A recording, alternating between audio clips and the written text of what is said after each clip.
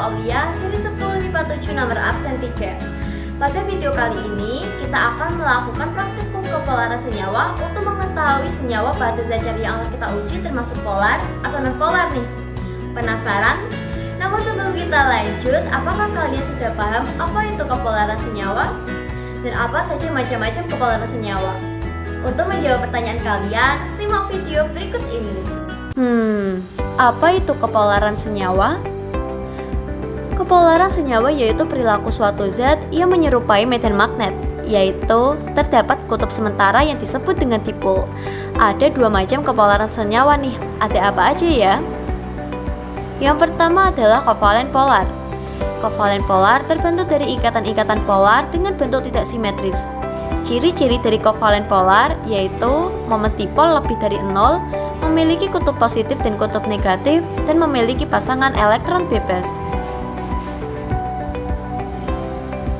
Selanjutnya ada kovalen nonpolar. Kovalen nonpolar terbentuk dari ikatan-ikatan polar dengan bentuk simetris. Ciri-ciri dari kovalen nonpolar yaitu momen dipol sama dengan 0, tidak memiliki kutub positif dan kutub negatif, dan tidak memiliki pasangan elektron bebas. Contoh dari kovalen polar dapat kalian temui pada senyawa CH3Cl. Senyawa CH3Cl memiliki pola persabaran elektronnya tidak merata dan tidak simetris, yaitu elektron ada yang tertarik ke atom C dan ada juga yang lebih tertarik ke atom Cl. Maka senyawa ini bersifat polar. Contoh lainnya dapat kalian lihat dari tabel berikut ini. Selanjutnya contoh kovalen nonpolar. Contoh kovalen nonpolar dapat kalian temui pada senyawa CH4. Pada senyawa CH4, pola persebarannya merata dan simetris, yaitu elektronnya lebih tertarik ke atom C, sehingga senyawa ini bersifat nonpolar. Contoh lainnya dapat kalian temui pada tabel berikut ini. Nah, sekarang kalian sudah paham ya apa itu kepolaran senyawa dan apa saja jenis-jenis kepolaran senyawa. Lalu, bagaimana kita dapat menentukan kepolaran senyawa dengan melakukan praktikum? Mau tahu? Perhatikan praktikum berikut ini. Sudah siap kalian lakukan praktikum? Mari kita mulai. Yang pertama adalah kita harus menyiapkan alat dan bahan yang lebih terdahulu. Kita menggunakan penggaris, lalu kita menggunakan botol yang tutupnya sudah dilubangi, dan gelas kosong.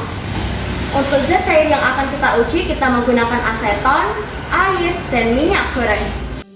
Hal yang pertama kita lakukan adalah menggosokkan penggaris mica ini ke rambut. Lakukan hal ini berkali-kali. Zat cair yang akan kita uji pertama kali adalah air. Masukkan air ke botol yang sudah dilubangi tutupnya. Saat air mengalir melalui lubang, dekatkan penggaris pada air yang mengalir tersebut. Kita dapat melihat bahwa air berbelok ke arah penggaris yang menandakan bahwa air merupakan senyawa kovalen polar. Bahan yang selanjutnya, kita menggunakan aseton. Tuang aseton di botol yang sudah dilubangi tutupnya. Saat aseton mengalir melalui lubang, dekatkan penggaris pada aseton yang mengalir tersebut. Kita dapat melihat bahwa aseton berbelok ke arah penggaris yang menandakan bahwa aseton merupakan senyawa kovalen polar. Bahan terakhir yang kita gunakan adalah minyak goreng. Tuang minyak goreng ke botol yang sudah dilubangi tutupnya. Saat minyak goreng mengalir melalui lubang, dekatkan penggaris pada minyak goreng yang mengalir tersebut. Kita dapat melihat bahwa minyak goreng tidak berbelok ke arah penggaris, yang menandakan bahwa minyak goreng merupakan senyawa kovalen nonpolar. Setelah kalian melihat hasil dari praktikum kepolaran senyawa, dapatkah kalian memberi kesimpulan? Kesimpulan dari praktikum yang kita lakukan hari ini adalah apabila suatu benda bermuatan listrik didekatkan pada cairan tertentu, maka akan ada reaksi yang berbeda-beda. Reaksi pembelokan suatu cairan ketika didekatkan benda bermuatan listrik terjadi apabila cairan tersebut mempunyai ikatan kovalen polar. Sedangkan apabila tidak ada, maka cairan tersebut termasuk ikatan kovalen nonpolar.